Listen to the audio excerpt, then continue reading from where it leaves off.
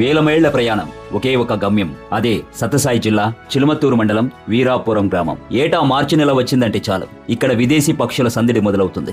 సైబీరియాలో తీవ్రమైన చలిని, ఆహార కొరతను తట్టుకోలేక వేల కిలోమీటర్లు ప్రయాణించి వెచ్చని వాతావరణం కోసం ఈ పక్షులు వీరాపురానికి వస్తాయి.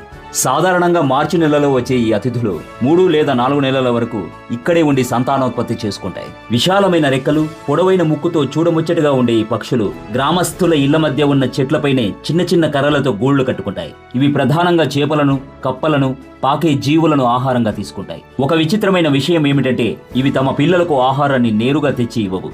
తాము తిన్న ఆహారాన్ని నెమరువేసి మెత్తని రూపంలో పిల్లలకు తినిపిస్తాయి. ఈ పక్షి పిల్లలు 60 నుండి 70 రోజుల తర్వాత ఎగరడం నేర్చుకుంటాయి. వీటి రెక్కలు పూర్తిగా వృద్ధి చెందడానికి 3 సంవత్సరాలు, గుడ్లు పెట్టే స్థాయికి రావడానికి 4 సంవత్సరాల సమయం పడుతుంది. ఈ అందమైన పక్షులను సందర్శించడానికి అటవీ శాఖ వారు ప్రత్యేకమైన ఏర్పాట్లు కూడా చేశారు. వీడియో నచ్చితే లైక్ చేయండి, ఫాలో అవ్వండి.